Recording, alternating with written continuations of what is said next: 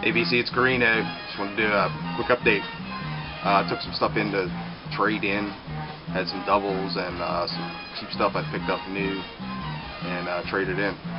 So I found some cool stuff. I'm just going to show you some of it, what I've listened to so far, or in the process of listening to anyways. I'll show you the rest later.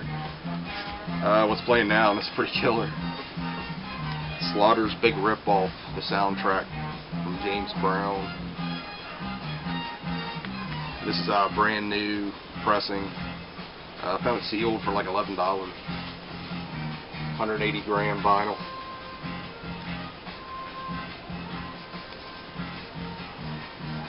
Pretty sweet. It's like a blaxploitation movie from the 70s. Digging that. It's got James Brown in the movie. I've never seen the movie. I have to try and track it down. Alright, real quick before getting into the vinyl, Garner just had a video showing some garage revival stuff. He was showing Chesterfield Kings, and great band, and got me thinking. I couldn't remember if I showed this or not. I've had this for a while. I got it on eBay for like $5 or something.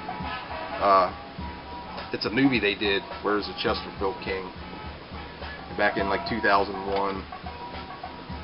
and they did it themselves. You know, it took them like 5 years, you know, shooting. I mean, there's footage from all over the place in here. It's all black and white for the most part, and it's just a low budget, you know, modeled on a Beatles movie kind of thing, but really cool if you know if you dig cheesy movies and good garage music. Check this out. There's actually a clip in here.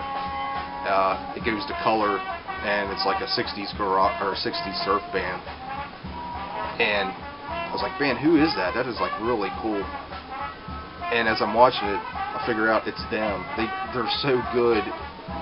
It looks so vintage and perfect. They could pass it off as like a lost footage from some band from the 60s. It's just unbelievable. But really cool movie. Totally cheesy, but really cool. Alright, into some of the vinyl finds here from the other day. Picked up the new Saxon, unplugged and strung up. Of course, saw John, Punk Texas, already shown this.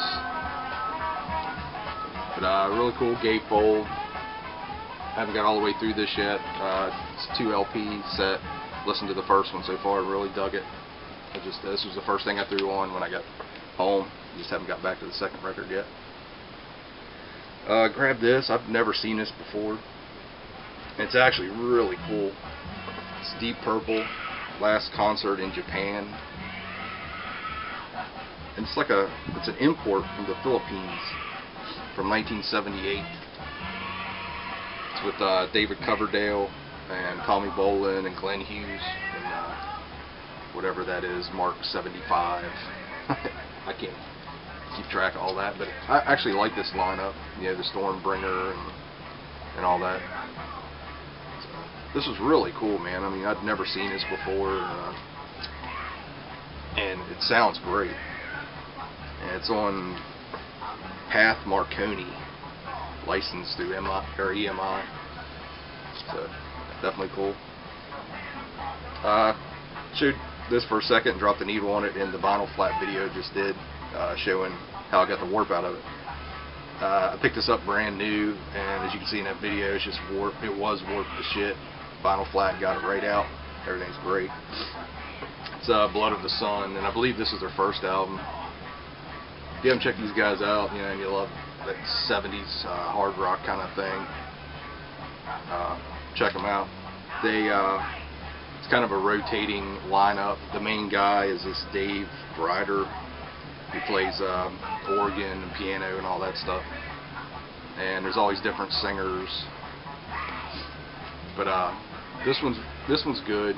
But the last one they just put out, Burned on the Wings of Desire, I think it was called, is like really freaking good.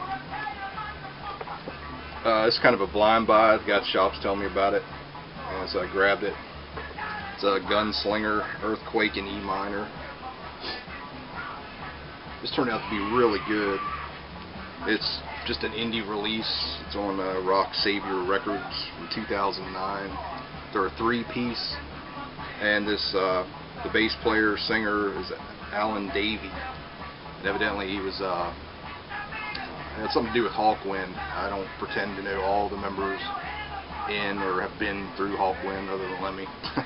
But it's pretty cool. Three-piece, female drummer, and it's very early Motorhead sounding stuff. Just this kind of blew me away. I mean, it looks kind of a little cheesy, but this is really good. Never heard of it before. Sound Barrier, Speed of Light. It's old 80s metal band. It's like from 85, 86, 1986 on Metal Blade. It's all black members. You know, just killer. Great guitar player. So that's still in the shrink with the pipe sticker. Another blind buy turned out to be pretty good. Intoxicated, Rock and Roll Hell Patrol. It's just one of the worst covers. That's great. But they're a retro speed metal, you know, 80s speed metal sounding band. That's what they were going for, it looks like. And this is on Hell's Headbangers.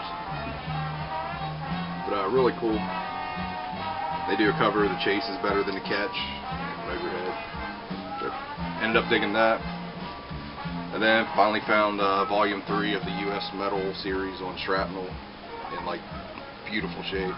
I'm still looking for volume 4. I think that's the last one I need. Got 1, 2, and 3. And it's cool. It's on Shrapnel Records. And Mike Varney, who ran Shrapnel, was a big guitar head. You know, he always had hot guitar players, bands with hot guitar players on the label. And like this has the Rods, Vicious Rumors, Manila Road, Hawaii, which had Marty Friedman, who went on to be in Megadeth. And this is from 1983. I think the first one came out in 81, then 82, then 83. Typical Shrapnel sounding stuff.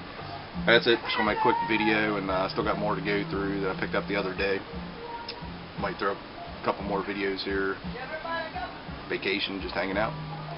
Alright, I hope everybody's ready for Christmas and everybody has a great holidays and whatever you're celebrating, celebrate it. So, hope everybody has a good one. Later.